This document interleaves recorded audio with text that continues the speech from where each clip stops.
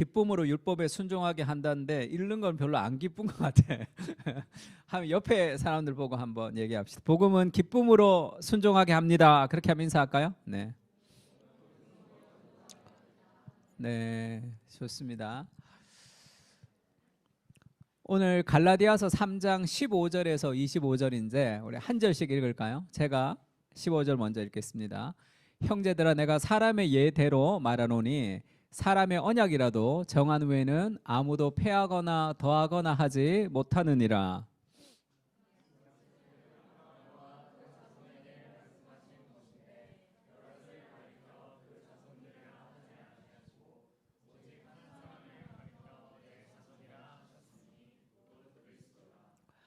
내가 이것을 말하노니 하나님께서 미리 정하신 언약을 430년 후에 생긴 율법이 폐기하지 못하고 그 약속을 헛되게 하지 못하리라.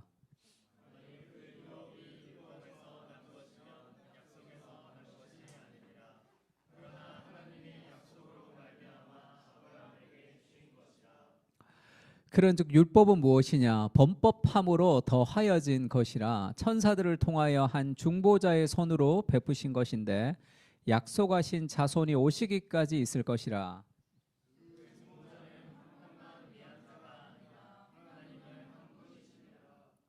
그러면 율법이 하나님의 약속들과 반대되는 것이냐? 결코 그럴 수 없느니라. 만일 능히 살게 하는 율법을 주셨더라면 의가 반드시 율법으로 말미암았으리라.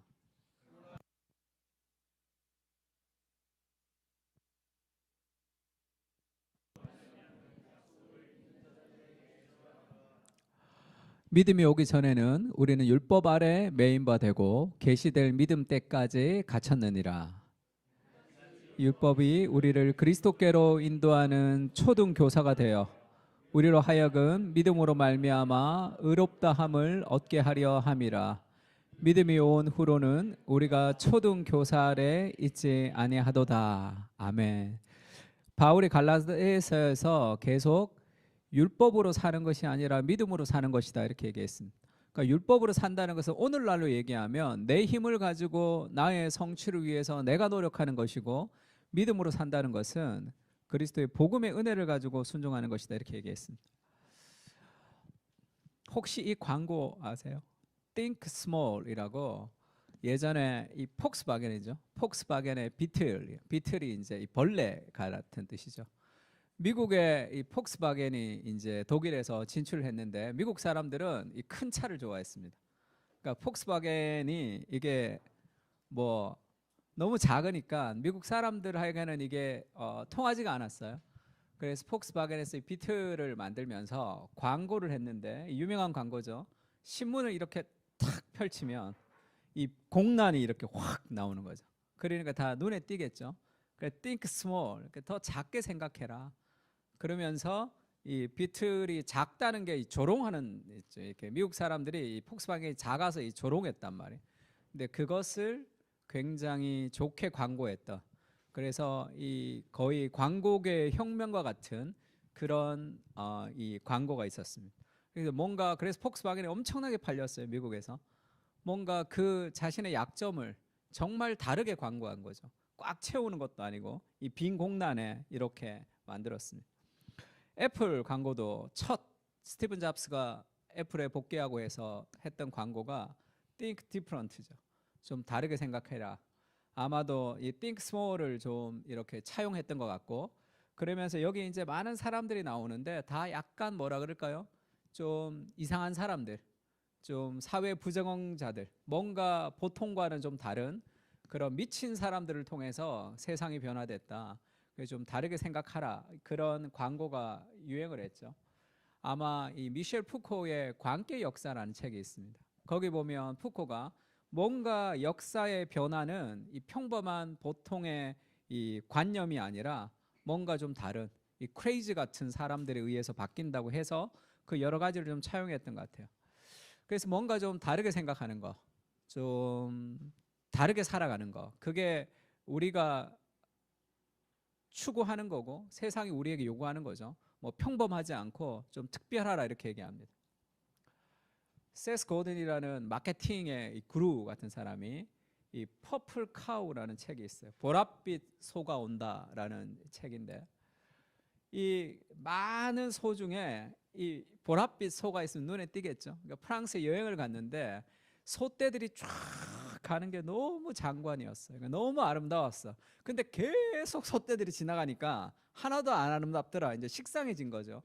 그때 보랏빛 소가 하나 있으면 눈에 확 띄겠죠. 그래서 이제 마케팅을 할 때, 그 다음에 이제 뭐 제품을 판매할 때 뭐 평범해서는 안 된다. 뭔가 좀 보랏빛 소 같이.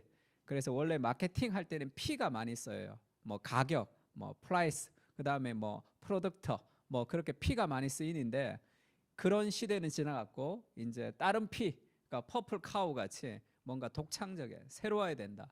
그렇게 이제 얘기를 하고 있습니다. 그래서 뭔가 독창적이고 새로워지기 위해서 우리는 어떻게 하느냐 하면 노력을 하죠. 많은 노력을 통해서 어떻게 하면 독창적이 될 수 있을까? 어떻게 하면 새로워질 수 있을까?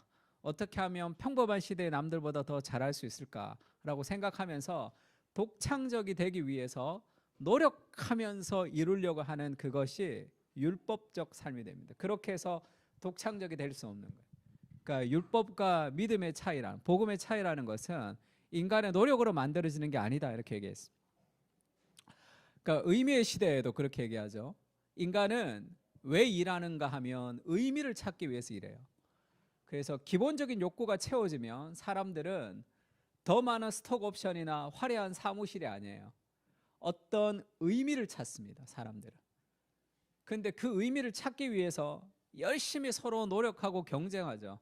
계급투쟁과 갈등으로 점철된 산업 시스템은 우리에게 자율성과 존엄성의 모두를 빼앗아가고 있다. 인간은 어떤 의미를 찾는 거예요. 그래서 뭔가 특별해지고 싶은, 하나님이 땅을 정복하고 다스리라 했던 마음이 있기 때문에 인간 안에는 어떤 그런 의미를 추구하는 게 있습니다. 근데 그것이 경쟁 시스템에서 더 열심히 노력하는 성취를 통해서는 이루어지지 않는다는 거예요. 다른 동기, 그러니까 율법적 행위를 통해서는 우리가 정말 원하는 그것이 이루어지지 않는다는 걸 보여주고 있습니다. C.S. 루이스에게 배우는 크리스찬의 삶의 5가지 방법이라는 칼럼이 있어요. 그 칼럼에서 이 C.S. 루이스의 그 책에서 몇 가지를 인용했습니다. 재미있는 표현이 있는데 C.S. 루이스가 이렇게 얘기했어요. 문학이나 예술에서도 독창적이 되려고 애쓰는 사람은 결코 독창적이 되지 않을 것이다. 이와 반대로 그저 진리를 말하고자 노력한다면 얼마나 자주 그 진리가 이미 말하여졌는지 조금 더 신경 쓰지 않고, 누가 이거 했으면 어떡하지, 뭔가 다른 거, 새로운 거, 그렇게 신경 쓰지 않고 자기 안에 있는 진리를 따라 살아가는 사람이 있다면 10중 8구는 전혀 알지 못하는 사이에 독창적이 될 것이다, 이렇게 얘기합니다. 그러니까 율법적 삶과 복음의 삶이 이와 좀 비슷하다는 얘기를 좀 하고 싶은 거예요. 열심히 노력해서 내가 뭔가를 이루는 것이 아니라 이미 누리는 복음의 은혜가 우리를 독창적으로 하는 거예요. 우리를 새롭게 하는 겁니다. 그러니까 완전히 다른 삶의 시스템이죠. 그리고 C.S. 루이스가 또 이런 얘기했어요. 이 절망의 축으로부터 돈, 빈곤, 야망, 전쟁, 매춘, 계급, 뭐 노예 제도, 인류의 역사라고 부르는 모든 것이 생겨났어요. 이 절망적인 추구, 행복을 추구하는 것으로 이런 결과가 났다는 거죠. 인간이 하나님 외에 자신을 행복하게 해줄 수 있는 다른 것을 찾으려고 시도한 아주 길고 끔찍한 이야기가 생겨났다는 거예요. 행복을 추구하면서 삶이 더 불행해진다는 거죠. 그래서 행복을 넘어 하나님을 추구하라. 이게 정말 행복해지는 길이라는 거예요. 행복을 추구하면 불행하지만 행복을 넘어 하나님을 추구할 때 정말 행복이 따라오는, 그것이 복음적 삶이 누리는 삶의 행복입니다. 그러면서 C.S. 루이스가 이런 얘기도 했는데, 아침에 눈을 뜨는 순간에 그날의 모든 소원과 기대가 맹수처럼 달려온다는, 내가 해야 될 일, 나의 의무, 염려, 걱정 이렇게 막 달려오는 거예요. 맹수처럼. 매일 아침 해야 되는 첫 번째 과제는 그것을 물리치고 다른 목소리를 듣는 것이라는 거죠. 더 크고 강하고 고요한 생명이 흘러 들어오도록 아침에 눈을 뜨면 밀려오는 수많은 맹수 같은 생각들을 물리치고 하나님의 음성을 들으면서 시작해야 돼. 그것이 더 새롭고 더 독창적이고 더 많은 성취와 더 많은 것들을 누릴 수 있는 복음의 방식이다. 그렇게 얘기합니다. 그렇지 않으면 불안정한 감정과 번잡한 삶 속에서 정말 열심히 일하지만 아무것도 남지 않는 삶을 살아갈 때가 많습니다. 그래서 바울이 늘 얘기하죠. 율법의 행위에 속한 자들은 저주를 받는다. 율법적으로 뭔가 많이 노력하려고 하면 그 노력에 도달하지 못하기 때문에 늘 내가 열등감 속에서 맞아요. 나의 목표에. 나는 이런 사람이 될 거야. 열심히 노력하는데 도달하지 못합니다. 늘 정죄하죠. 저주 아래 놓이게 된다고. 넌 안 돼. 너는 성공하지 못할 거야. 그런 저주 아래. 그러면서 조금만 성취하게 되면 교만하죠. 나는 남들보다 나아. 그러면서 또 넘어지는 아주 희한한 삶의 굴레를 우리가 가지는 거죠. 그래서 율법의 행위를 통해서 뭔가를 얻으려고 하지 마라. 우리는 믿음으로 살아가는 존재다. 이렇게 얘기해요. 율법의 행위가 아닌 믿음을 통해서 살아가는 삶을 살아야 된다. 이렇게 얘기합니다. 그러면 율법은 도대체 어떤 의미가 있느냐? 그걸 얘기하는 거죠. 제목하면 이렇게 율법은 이렇게 시작. 율법을 통해서 절망을 경험하는 것이 좀 필요합니다. 왜 우리가 율법의 행위로 구원을 얻으려고 하느냐 하면 내가 할 수 있다라는 생각 때문에, 내가 뭔가를 할 수 있다라는 생각을 하기 때문에 뭔가를 하는 거예요. 그래서 삶에서 저주 아래 쌓여 있는 경우가 많습니다. 율법은 우리를 절망하게 한다는 걸 알아야 돼요. 바울이 그렇게 얘기하죠. 야, 율법의 행위로 사는 게 아니야. 믿음으로 사는 거야. 아브라함이 믿음으로 구원을 받았지 율법의 행위로 구원을 받았냐? 이렇게 얘기했어요. 그러면 이 유대인들이 또 묻죠. 그럼 율법은 뭔데 도대체? 그리고 필요 없는 율법이 그럼 왜 있는데? 그렇게 묻는단 말이에요. 그것을 바울이 지금 설명하고 있습니다. 형제들아, 내가 사람의 예대로 사람의 예를 들어서 내가 설명할게. 이 땅의 것을 가지고 내가 설명 좀 해볼게. 사람의 언약이라도 정한 후에는 아무도 패하거나 더하거나 하지 못하느니라. 이게 무슨 얘기냐면 아브라함이 믿음으로 구원받았는데 모세 때 율법을 줬죠. 근데 율법을 지켜야 구원을 받는다고 하니까 야, 먼저 정한 것이 어디 또 바뀌는 게 있느냐. 이 언약이라고 얘기하는 것은 이 번역을 언약이라고 했지만 이 정확한 번역은 유언입니다. 유언. 사람의 유언이 언약이랑 똑같은 단어예요. 사람이 유언을 하면 아무도 패하지 못하지 않느냐 그 얘기를 하는 거예요. 그래서 뭐 이런 그 기사도 있었죠. 일부러 사진을 잘랐습니다. 별로 좋지 않은 기사라. 어떤 그룹인데 부친의 유언장이 불분명하다. 아이고 이거 다 나왔군요. 이걸 내가 지워야 되는데. 효성 그룹, 효성 그룹. 네. 유산 다툼을 예고하나 이렇게 막 싸우는 거예요. 왜 저렇게 싸우죠? 왜 부친의 유언이 불분명하다 이렇게 얘기하죠? 유언을 바꾸지 못하면 유언은 내가 아무리 노력해도 바꿀 수가 없잖아요. 아버지가 돌아가실 때 누구에게 재산을 상속한다고 유언을 남기면 그 다음에 바꿀 수가 없잖아요. 그러니까 유언이 불분명하다 하면서 뭔가 이거 아버지가 안 썼다 뭐 이렇게 고소를 해야 되는 거죠. 그래야지 내가 돈을 좀 더 받을 수 있으니까. 그렇듯이 야, 사람도 유언을 하면 아무도 바꾸지 못한다. 아브라함이 믿음으로 구원을 받았는데 그게 율법으로 바꾸겠느냐? 그게 바뀌지 않는다라는 얘기를 첫 번째 했고요. 그러니까 유언이 바뀌지 않듯이 믿음으로 구원이 바뀌지 않는다. 율법으로 구원받는 게 아니다 이렇게 얘기합니다. 그러면서 이 약속들은 아브라함과 자손에게 말씀하신 것인데 여럿을 가르쳐 그 자손들이라 하지 아니하시고 오직 한 사람을 가르쳐 내 자손이라 하였으니 곧 그리스도라. 하나님이 아브라함과 언약을 맺을 때 네 자손이 바다의 모래처럼 많을 것이다. 하늘의 별과 같이 많을 것이다 라고 얘기했기 때문에 원칙적으로는 상식적으로는 어떻게 얘기해야 되냐면 내 자손들이 이렇게 얘기해야 되죠. 복수로 얘기해야 된다고. 근데 하늘의 별과 같이 바다의 모래같이 많을 것이다 라고 얘기하면서 내 자손들이라고 얘기하지 않고 내 자손이라고 단수로 얘기했다는 거. 언약을 맺을 때는. 그러니까 왜 그렇게 하나님이 얘기하셨냐 하면 그것이 의미가 있다는 거예요. 그러니까 성경은 글자 하나하나까지 영감됐다는 걸 알려주는 거죠. 왜 그러냐면 아브라함을 통해서 나올 자손 그리스도를 의미하는 것이다. 그러니까 아브라함이 그리스도를 통해서 구원을 받은 것이고 우리도 그리스도를 믿음으로 구원을 받는 이 믿음으로 구원을 받는 것은 변하지 않는다. 그 얘기를 하고 있습니다. 창세기 15장에 하나님이 그렇게 약속하신 거죠. 내 자손이라고 얘기했는데 이 자손을 정확하게 번역하면 씨입니다. 씨. 이 히브리어로 제라라는 씨, 너의 씨가 이런 뜻이에요. 그게 자손, 백성, 뭐 민족 이렇게도 번역이 됐지만 그게 씨라는 뜻입니다. 그러니까 왜 아브라함의 씨를 통해서 그리스도가 나타날 것이라는 예언이 중요하냐면 창세기 3장 15절을 같이 읽을까요? 시작.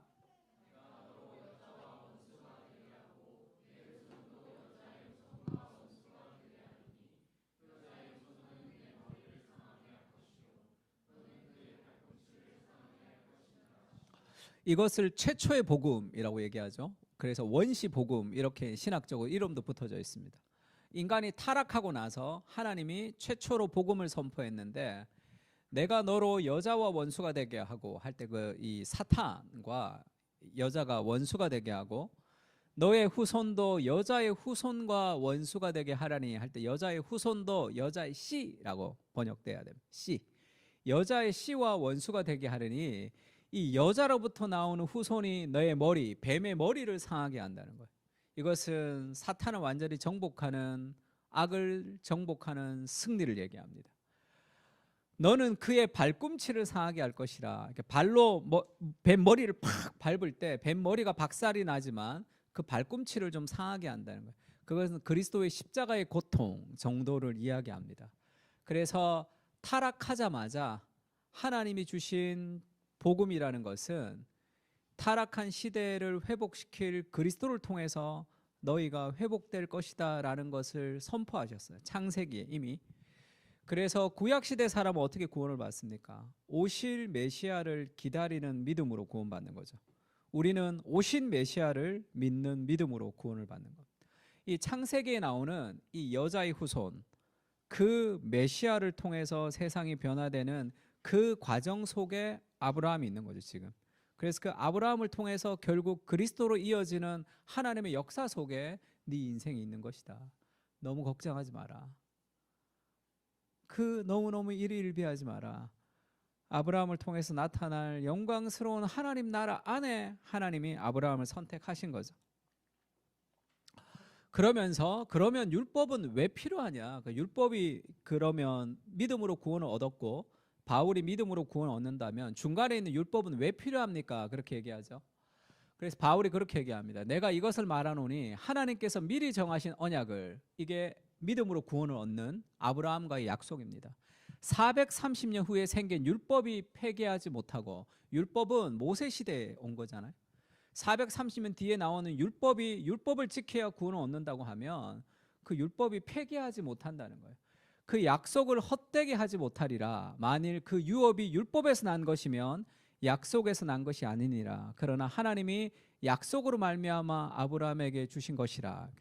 그래서 율법이 왜 필요한지 그 기능을 좀 정확하게 바울이 설명을 하고 있는데, 우리가 율법이 있고 율법을 지키면서 무언가가 새로워진다고 생각하면 그건 종교입니다. 복음이 아니에요. 기독교는 완전히 다르죠. 모든 종교의 핵심은 뭡니까? 어떤 선행을 해야 돼요. 내가 doing이 있어야 돼요. 내가 뭔가를 하고 그것을 통해서 어떤 보상을 받는 것, 그것이 종교죠. 율법은 출애굽하기 전에 율법이 있습니까? 출애굽하고 나서 율법을 주셨습니까? 출애굽하고 나서 율법을 주는 거죠. 먼저 구원이 있고 그 다음에 율법이 있는 거예요. 그러니까 율법을 지켜서 구원받는 것이 기독교가 아닙니다. 하나님이 먼저 행하신 일이 있고 율법이 있는 거예요. 그래서 430년 후에 생긴 율법이 이 아브라함의 믿음을 폐기하지 못한다 얘기합니다. 그러니까 이런 거죠. 아브라함이 믿음으로 구원을 얻었습니다. 그런데 모세에게 율법을 주신 거예요. 그런데 바울이 지금 우리가 믿음으로 구원을 얻는다, 아브라함으로부터 믿음으로 구원 얻는 것은 바뀌지 않았다 이렇게 얘기합니다. 그러면 이거 왜 준 거지? 그렇게 얘기하죠. 그러면 모세 율법은 왜 필요하지? 구원을 받고 율법을 준 거죠. 모세 율법이 필요한 이유가 두 가지인데, 첫 번째는 우리를 절망시키기 위해서예요. 그런즉 율법이 무엇이냐? 바울이 범법함으로 더하여진 것이라는 거죠. 율법은 원래는 없어도 되는 것인데 인간이 타락해서 범법했기 때문에 더해진 것이라는 거예요. 천사를 통해서 한 중보자의 손으로 베푸신 것인데 이것은 모세, 천사를 통해서 모세라는 중보자를 통해서 백성에게 전해준 것이라는 거죠. 율법이. 이 약속의 자손이 오시기까지 있을 것이라. 율법의 기능 중에 하나는 메시아가 올 때까지 필요한 기능이 있다는 거예요. 그게 뭐냐? 갈라디아서 세 번역에는 율법의 용도가 무엇입니까? 약속을 받으신 후손이 오실 때까지, 메시아가 오실 때까지 범죄들 때문에 덧붙여 주신 것입니다. 이렇게 얘기했어요. 우리가 하이델베르그 요리문답을 보면 하이델베르그 요리문답의 3문답이 뭐죠? 당신의 비참함을 어디서 알 수 있습니까? 율법을 통해서 알 수 있습니다. 그러니까 율법을 주신 이유는 첫 번째는 율법을 지키라고 준 게 아니라 율법을 인간이 지킬 수 없다라는 절망을 주는 거예요. 그래서 그리스도께 나아가도록 하는 어시스트 역할을 합니다. 율법을 바리새인들은 다르게 생각했죠. 율법을 지켜서 의로워지려고 생각했어요. 그런데 우리가 율법을 지키려고 해도 율법을 지킬 수가 없습니다. 이웃의 물건을 탐하지 말라. 십계명이 있죠.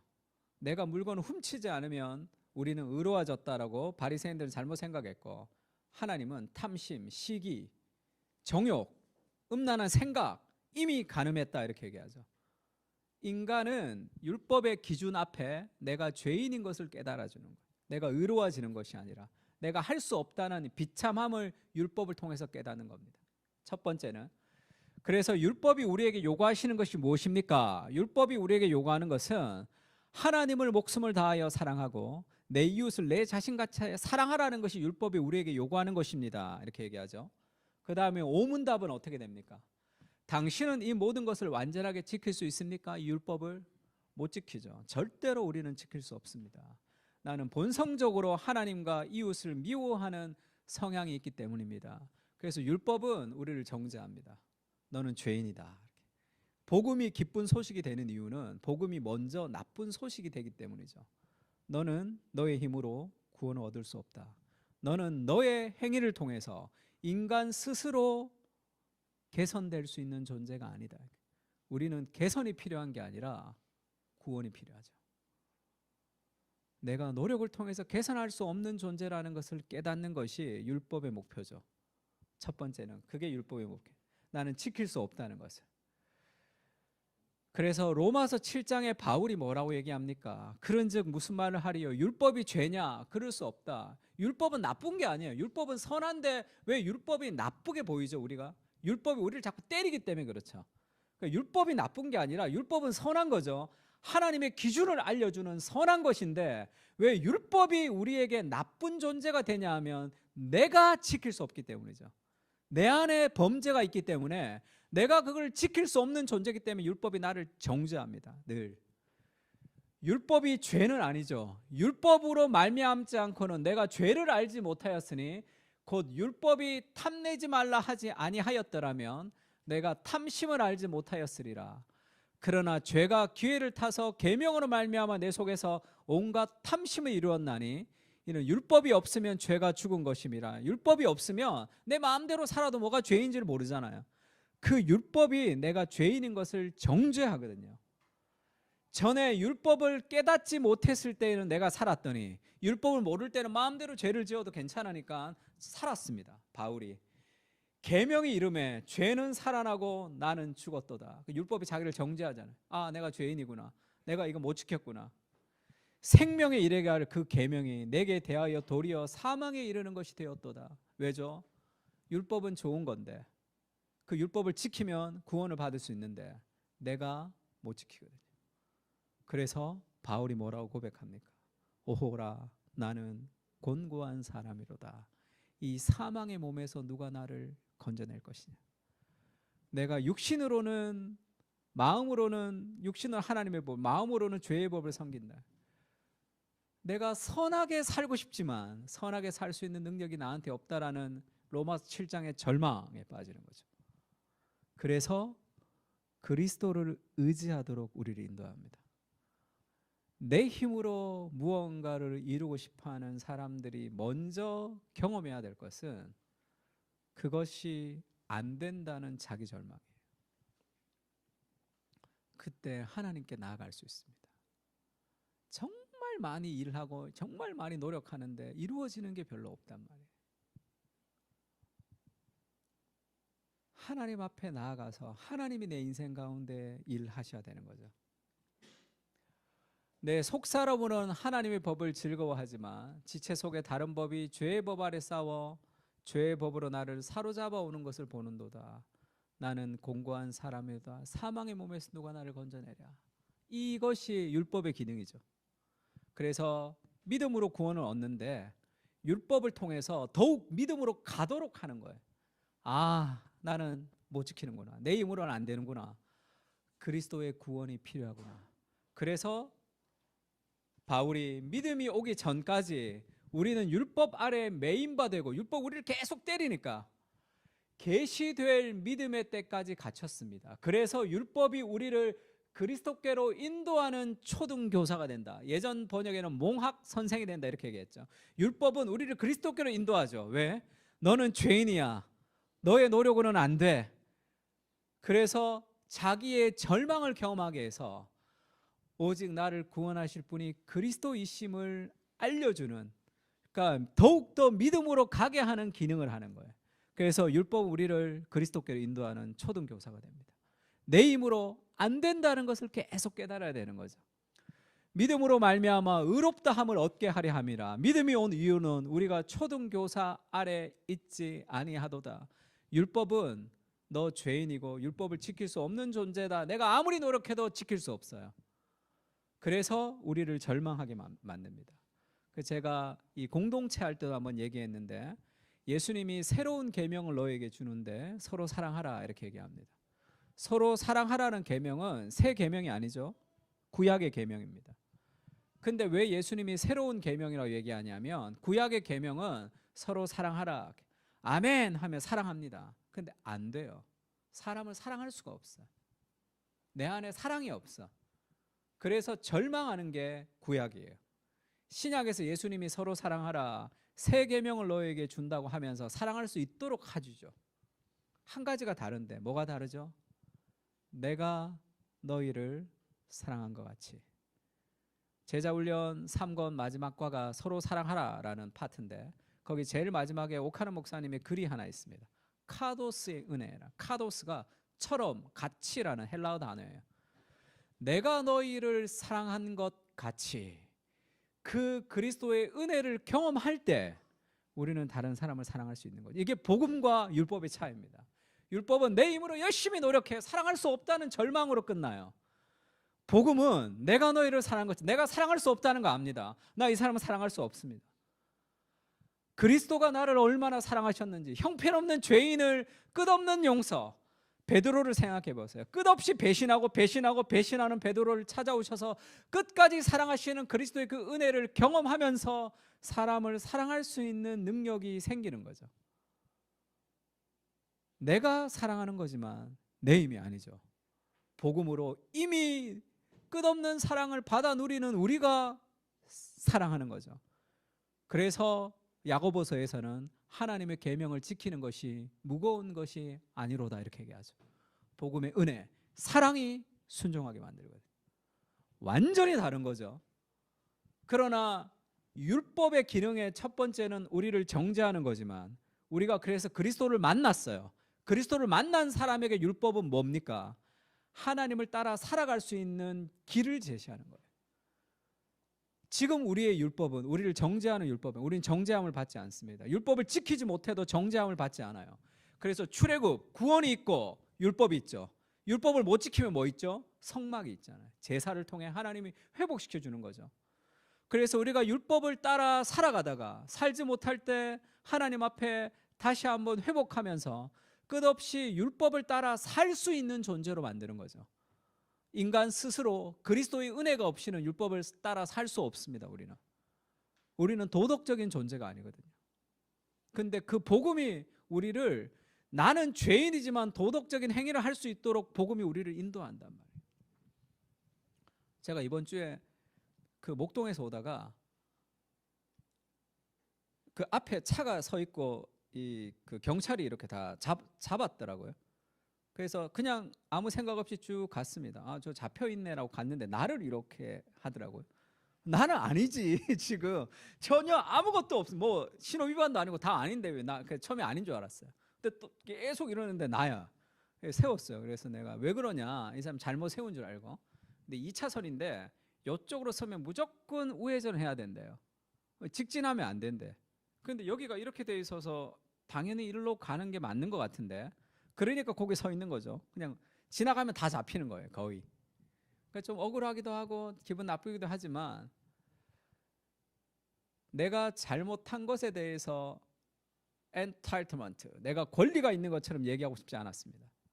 잘못 내가 했잖아요. 아니 이걸 가지고 뭐 어떻게 하든지, 아니 한번 봐주세요라든지 그러고 싶지가 않았어요. 그거는 뭐 내가 행한 내 행위에 대한 책임을 지는 거잖아요.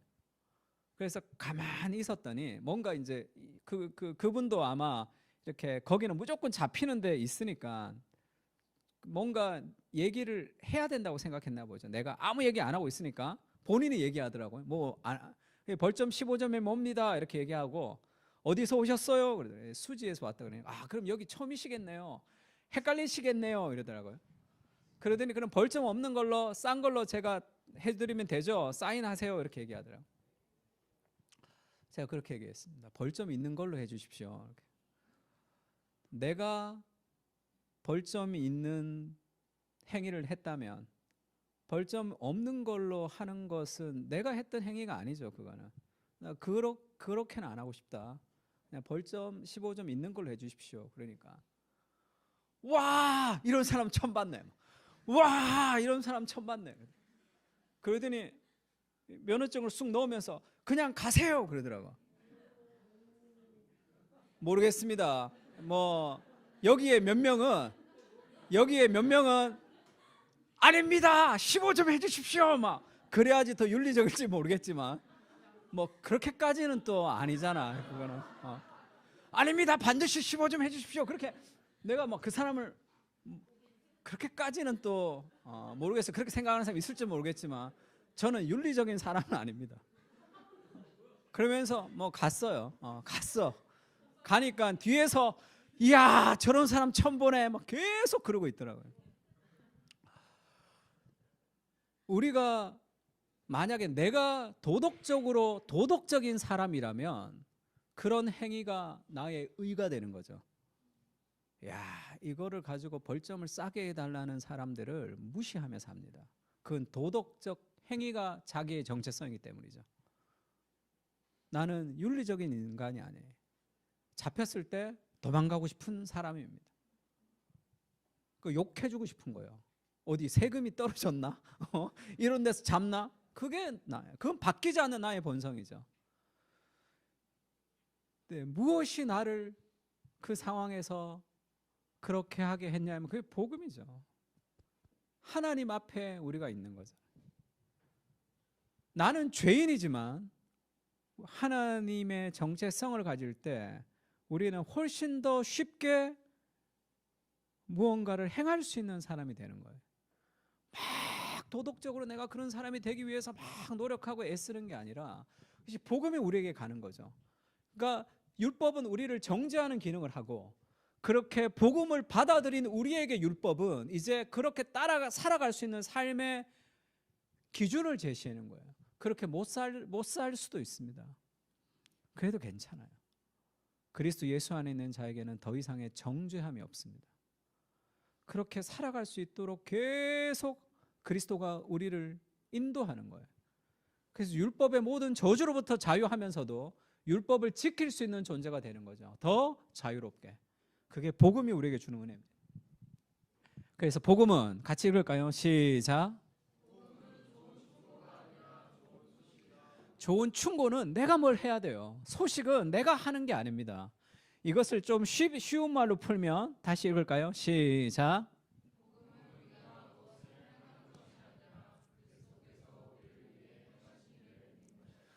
기억해야 됩니다. 복음은 내가 뭘 하는 게 아니에요. 율법은 내가 뭘 하는 겁니다. 그래서 삶이 힘들어요. 복음은 그리스도께서 우리가 못하는 것을 대신 다 행해 주셨어요. 그것을 믿는 겁니다.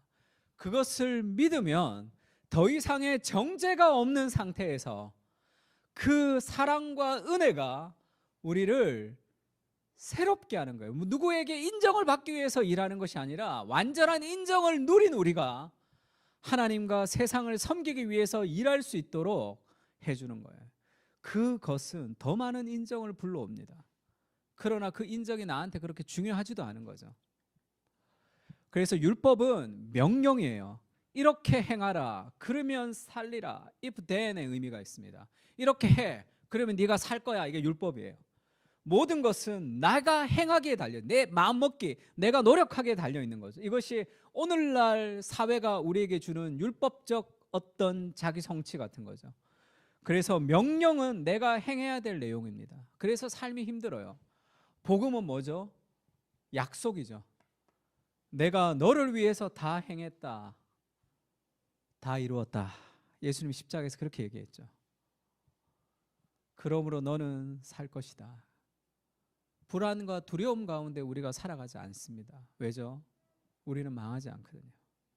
그리스도께서 다 이루셨다. 내가 실수하고 실패하고 해서 이루어질 모든 내 인생의 저주를 그리스도께서 다 가져가셨단 말이에요. 우리 인생의 많은 실수와 죄와 무너짐까지도 합력하여 선을 이루는 하나님의 도구로 하나님이 사용해 주실 겁니다. 그게 그리스도의 십자가의 능력이죠. 그것을 믿고 시작하는 겁니다. 어떻게 하면 내가 이것을 이룰 수 있을까라는 두려움과 불안 가운데 쫓기는 것이 아니라 그리스도께서 모든 것을 이루었기 때문에 너는 반드시 살 것이다 라는 그 안정감을 가지고 출발하는 거예요. 모든 것이 그리스도에게 달려 있습니다. 그래서 조바심 나지도 않죠. 불안한 거, 두려움 가운데 우리가 막 빠지지 않습니다. 모든 것이 그리스도에게 달려 있고 그리스도가 목숨을 버리시면서 약속해 주셨죠. 보증해 주셨죠. 믿지 못하냐? 그러면 십자가를 봐라.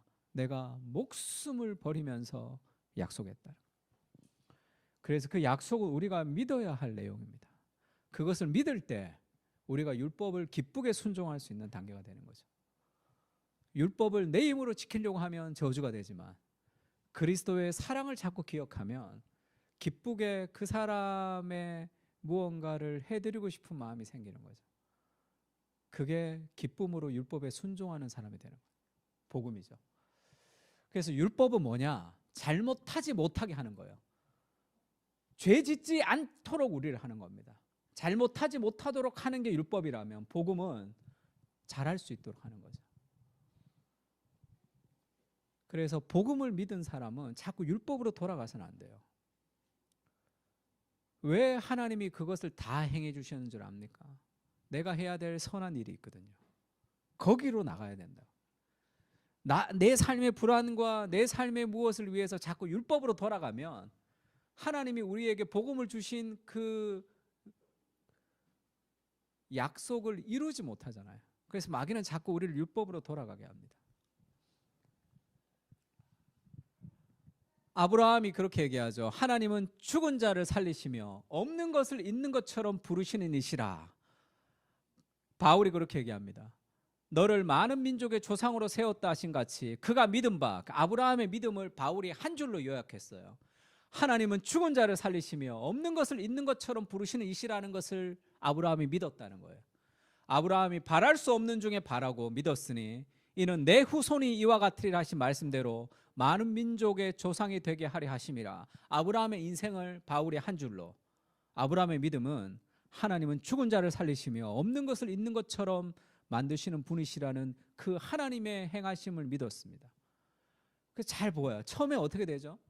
내년에 너에게 아들이 있을 것이다. 그때 경수, 생리가 다 끊어져 버렸습니다. 그래서 웃었죠.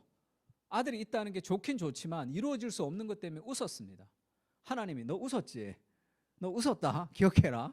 그래서 아들의 이름을 이삭, 웃음이죠. 웃음으로 하나님 만들었단 말이에요. 도무지 이루어질 수 없는 그 일을 하나님이 이루셔서 이삭이 태어났죠. 하나님은 없는 것을 있는 것으로 만드시는 분이시라는 걸 믿었습니다. 그 다음에 그 이삭을 죽이라 그러죠. 사랑하는 독자 이삭을 데리고 가서 죽이라 그래요. 내 생각하고 완전히 다르죠. 그걸 붙들고 있는 거예요. 안 됩니다. 하나님 너무하십니다. 그게 율법의 한계죠. 잘 생각해봐요. 처음에도 없던 것을 있게 하셨어요. 그러면 죽이면 살리겠다는 부활의 신앙이 생긴 거죠. 아브라함이 믿음의 조상이 되는 것은 아브라함의 노력이 되는 게 아닙니다. 그 하나님을 믿을 때 순종으로 이루어지는 거죠. 힘들지만 순종할 수 있는 힘이 어디 있습니까? 그 하나님이 누구신지에 대한 그 마음이죠. 그래서 하나님이 뭐라고 얘기합니까? 이같이 내 아들 독자도 아끼지 아니하였은즉 내가 내게 큰 복을 주고 내 씨가 크게 번성하여 하늘의 별과 같고 바다의 모래 같게 하리니 내 씨가 그 대적의 성문을 차지하리라. 이 원시 복음이 나온 거죠. 또 내 씨로 말미암아 천하 만민이 복을 받으리니 이는 네가 나의 말을 준행하였음이니라 하셨다 하니라. 이것을 우리가 잘못 이해하면 아브라함이 순종해서 복을 받았다. 그럼 율법이 되죠. 아브라함의 순종을 했죠. 그 아브라함의 순종의 동기가 어디서 옵니까? 은혜에서 오잖아요. 하나님이 없는 것을 만드신 분이셨어요. 그러면 그분은 죽은 것을 살리신다고 믿는 거죠. 그 순종은 아브라함의 행위가 아닙니다. 복음. 그 믿음이 우리의 인생을 나아가게 하는 거예요. 율법으로 돌아가지 말아야 돼요. 그게 삶이 힘들어요. 그 하나님을 신뢰하라고. 너 인생은 망하지 않는다. 너 인생은 실패하지 않는다. 그 완전한 확신을 복음 안에 누릴 때 우리가 새로운 모험을 떠날 수 있단 말이에요. 하나님은 그걸 원하신다고. 여기서 뭔가 불안과 두려움 가운데 사는 것을 원하지 않고 그것은 이미 다 해결했는데 왜 그걸 그렇게 살아가느냐. 바울이 갈라디아서 5장에 그렇게 얘기합니다. 그리스도께서 너희에게 자유를 주셨는데 왜 다시 종로로 타고 있느냐 이렇게 얘기하죠. 그 자유를 왜 누리지는 못하고 있느냐 이렇게 얘기합니다.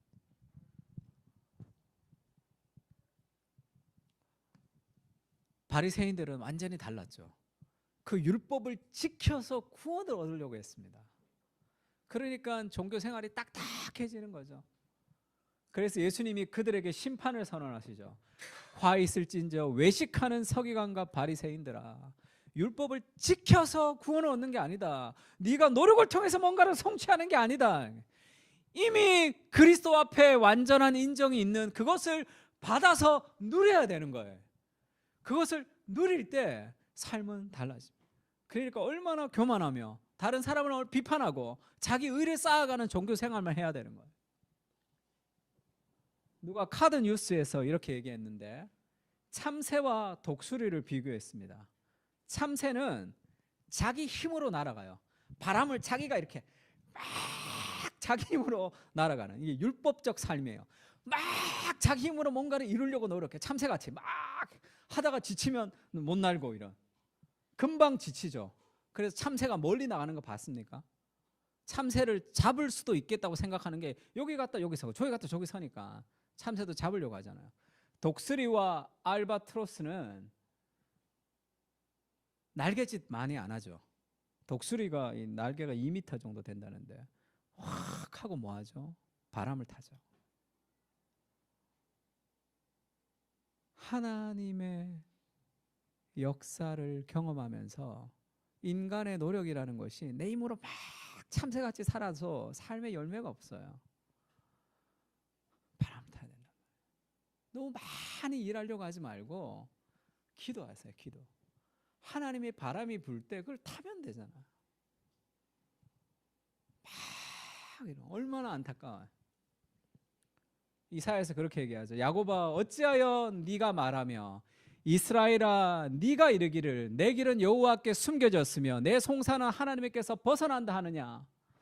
그러니까 왜 그렇게 자기 힘으로 참새처럼 많이 노력하지만 열매가 없냐면 하나님에 대한 오해가 있는 거예요. 이 야곱 이스라엘이 어떻게 생각하죠? 하나님은 내가 원하는 거 안 해줘. 하나님의 길이 숨겨버렸다는 거예요. 내 송사, 내 억울한 것을 하나님이 해결 안 해줘. 그런 하나님에 대한 오해가, 하나님이 풍성하신 분으로 우리 인생을 가장 아름답게 하신다는 확신이 없기 때문에 막 내 힘으로 하는 거예요. 너는 알지 못하느냐, 듣지 못하느냐. 영원하신 하나님 여호와 땅 끝까지 창조하신 이는 피곤하지 않으시며 곤비하지 않으시며 명철이 한이 없으시며 피곤한 자에게 능력을 주시며 무능한 자에게는 힘을 더하시나니 소년이라도 피곤하며 곤비하며 장정이라도 넘어지며 쓰러지지만 오직, 같이 읽을까요? 시작.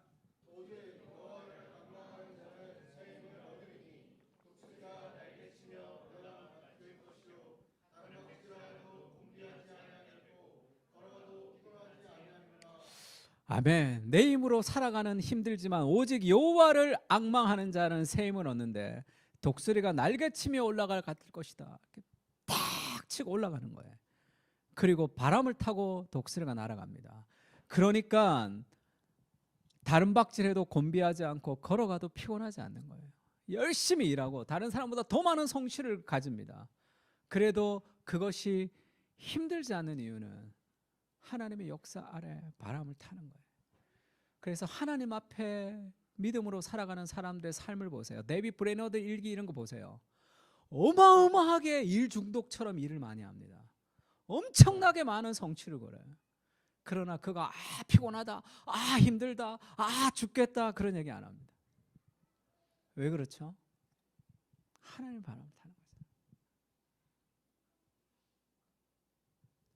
그것이 복음이 우리에게 주는 능력이죠. 그걸 받아서 누려야 돼.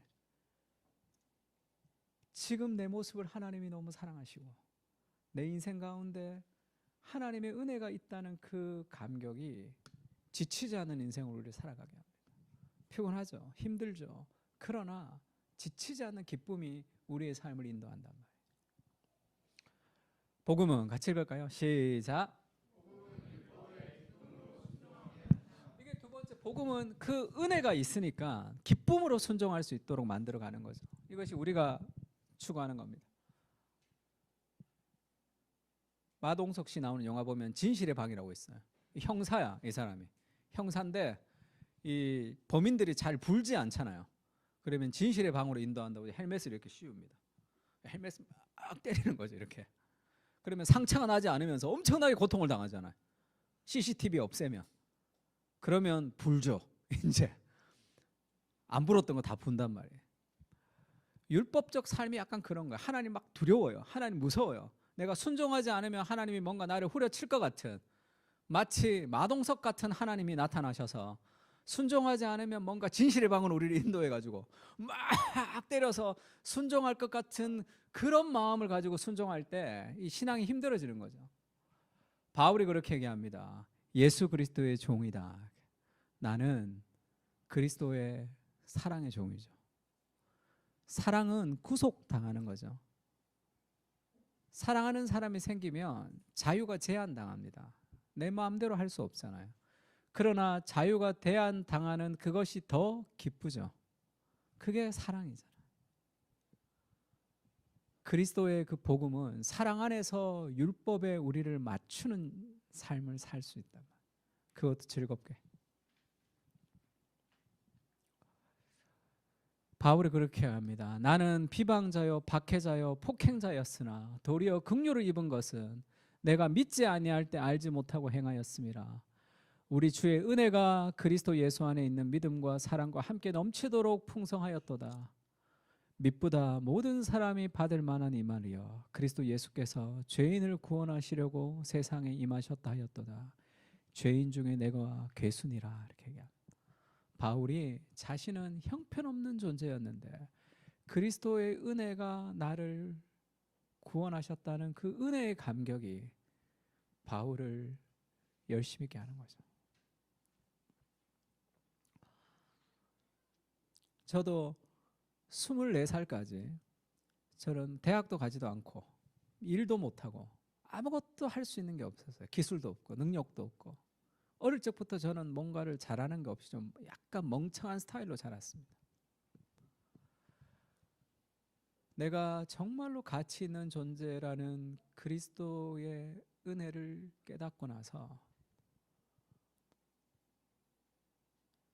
인생이 많이 달라졌는데,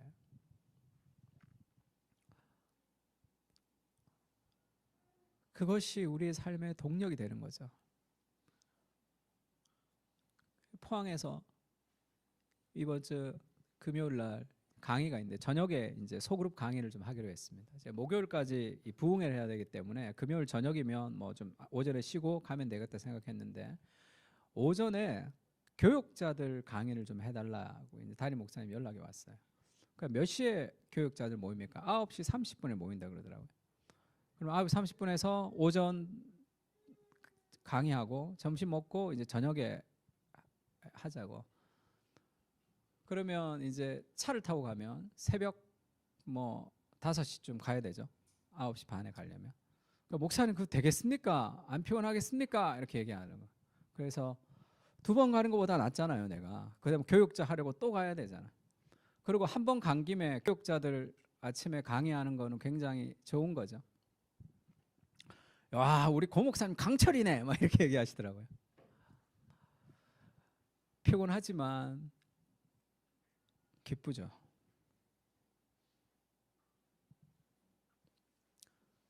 하루하루 내 인생 어떻게 살아갈까, 늦게 밤늦게까지 같이 술집에 있다가 아침에 9시 10시쯤 일어나서 무료한 하루를 어떻게 살아갈까, 내 인생을 생각하면 이 암울한 그런 기억들이 확 저를 덮쳤습니다.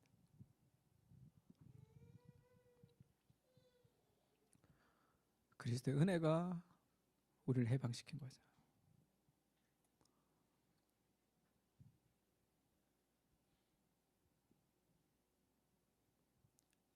힘들지만 감격스러운 거죠. 그 삶의 동기가 우리를 순종에 이르게 합니다. 기쁨으로 순종하게 한다.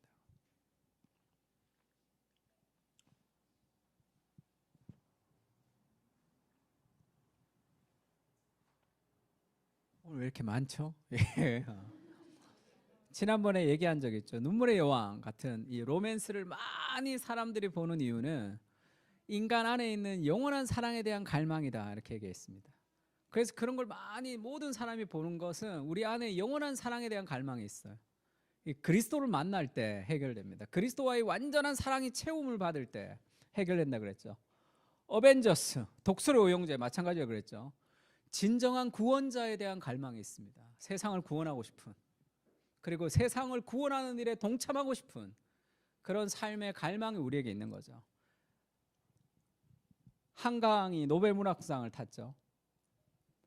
한강 소설을 보면은 그런 느낌이 있어요. 이 폭력에 대해서 굉장히 폭력적으로 씁니다. 그래서 그 이렇게 뭐라 그럴까요? 이 힘든 사람은 이렇게 토하기도 해요. 본인도 이 폭력이 얼마나 나쁜 것인지를 폭력적으로 보이기 위해서 본인도 엄청나게 힘들다 그래요. 틴케라가 이런 얘기했습니다. 여전히 사람들은 동화 같은 해피엔딩과 마무리로 끝나는 영화나 책을 보려고 모여들어요. 왜냐하면 현대 사실주의 소설이 채우지 못하는 인간의 깊은 동경이 있기 때문이다. 한강 소설이 우리에게 인도하는 것은 몽학 선생이 되어서 우리를 그리스도께로 인도하는 거죠. 현대 사실주의 소설이 우리에게 주는 게 뭡니까? 인간 안에 있는 악과 타락의 본성이에요. 그 고통, 그것을 깨닫게 하죠. 그러나 한강이 줄 수 없는 게 뭐죠? 소망입니다. 현실을 그대로 그리지만 그래서 우울하잖아요, 삶이. 책을 보면 좀 우울해져. 그러나 그 현실을 너무 아름답게 폭력적으로 자세하게 묘사하고 있죠. 인간 안에 있는 숨겨져 있는 악을 다 들추어냅니다. 그러나 그 소설을 보면서 우리가 동감하고 너무 아름다운 문학이라고 얘기하지만 채울 수 없는 갈망이 있다는 걸 알죠. 그래서 한강의 소설 같은 것은 복음으로 인도하는 다리 같은 역할을 하는 거예요. 율법과 같이. 현대 사실주의 소설이 채우지 못하는 인간의 동경이 있죠. 죽음을 피하고 영원히 사는 것, 요정이나 천사 같은 다른 인격과 교류하는 것, 영혼이 치유되어 이별이 없이 사랑하는 것 등이다. 동화를 통해서 자신들의 열망을 성취하기 위해 동화의 눈을 돌리는 거죠. C.S. 루이스와 돌킨이 이 판타지 소설을 통해서 복음을 이렇게 보여준 것은 보이지 않는 세상과 영원한 동경들을 정말로 잘 그린 거죠. 인간 안에는 그런 마음의 동경이 있습니다.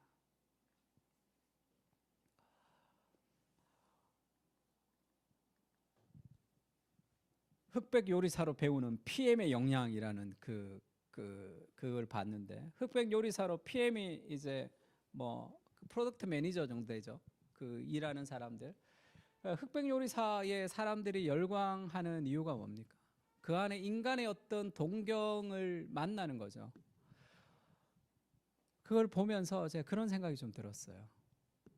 모든 인간 안에는 인생을 들이면서 일하고 싶은 삶의 무엇이 있습니다. 요리에 온 힘을 들여서 온 정성을 다 쏟으면서 인생을 걸듯이 하는 그 모습이 아름다운 거죠. 누가 이기고 지고의 문제가 아닙니다. 내 인생도 목숨을 걸고 싶은 삶의 무엇을 만나고 싶은 거죠. 그게 인간 안에 있는 하나님이 심어주신 마음이죠. 그러나 그것은 음악이나 책, 요리에 인생을 걸 때 그것은 배신당한다 그러죠. 왜냐하면 그것을 통해서 그것은 그림자에 불과하기 때문입니다. 제가 이번에 부산에 가서 어떤 집사님 만나서 얘기를 듣는데, 집사님이 저한테 그런 얘기를 좀 하셨어요. 엔지니어로 있는데 일본에서 공부를 하셨거든요. 목사님, 우리 그 교회와 한국의 청년들은 예수를 믿지만 일본에 예수 믿지 않는 사람보다 못합니다. 그런 얘기를 했어요. 일본에는 장인 정신이 있대요. 직업에 대한. 그러니까 공무원들이 일하는 게 너무 탁월하게 열심히 일한다는 거예요. 우리나라 공무원들은 그렇게 일을 안 한답니다. 그래서 공무원 연수를 일본에 늘 데리고 간대요. 그러니까 굉장한 장인 정신이 있는데, 우리나라 청년들은 일에 대한 장인 정신이 없으면서 보수를 더 받고 싶어 한다는, 다 돈. 그래서 훨씬 이 예수 믿지 않는 사람보다 못한 거 아닙니까? 그렇게 얘기하면서 이제 저한테 이제 얘기를 하나 해준 게, 부산에 있는 만나 감자탕이라는, 지금 뭐 아주 굉장히 40개 정도 된답니다. 그럼 저한테 그렇게 얘기했어요. 목사님, 이 사장님, 이 집사님은 반드시 잘 된다는 거예요. 왜냐하면 감자탕 하나 만들 때 늘 생각한대요. 이 구절을 같이 읽을까요? 무엇을 하든지. 시작.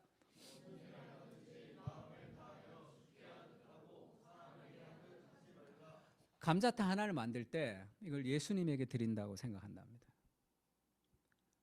그러니까 시간이 지나면서 맛있지 않을 수가 없겠죠. 감자탕의 문제가 아니라 삶의 자세의 문제죠. 우리는 돈을 벌기 위해서 일하는 존재도 아닙니다. 인정을 받기 위해서 일하는 존재도 아니에요. 그 복음 안에서 이미 있습니다. 그 은혜의 감사를 통해서 무언가를 하고 싶은 거죠. 그 일에 동참하고 싶은 거예요. 모든 일도 마찬가지입니다. 직장에서 뭐 심부름하는 일도 마찬가지예요. 죽게 하듯이 행하면 그것을 통해서 하나님의 역사가 일어나게 되어 있습니다. 우리가 더 많은 것을 성취하기 위해서 살아가는 존재가 아니에요. 이미 복음이 우리에게 줬다는 것을 기억하며 우리 삶에 정말로 인생을 걸 수 있는 무엇이 황금빛 직장이 아니라 지금 내 삶에 맡겨진 그 일입니다. 아이를 양육하는 것, 설거지를 하는 것, 가족을 사랑하는 것, 그것을 죽게 하듯 행하는 삶의 모습을 통해서 하나님의 나라들이 막 이루어지는 거예요. 아브라함의 인생도 뭐 큰 일이 있습니까? 하나님이 주시는 말씀에 순종하는 거죠. 율법은 두 가지 기능을 한다고 얘기했습니다. 첫 번째는 우리를 정죄하는 것, 그 다음에 구원 얻은 우리에게는 살아갈 방향을 제시하는 거죠. 그럼 목사님, 구원 얻은 우리가 어떻게 살아야 됩니까? 간단해요. 말씀을 읽고 그 말씀대로 순종하면 됩니다. 삶의 모든 영역에 그러면 오래 황폐해진 수많은 곳들이 우리가 가는 곳곳에서 변화가 일어날 거예요. 그런 삶의 사명을 가지고 무언가 나를 성취하는 인생이 아니라 이미 누린 복음을 가지고 하나님의 은혜의 삶으로 세상 가운데 나가는 그런 우리가 됐으면 좋겠습니다. 같이 한번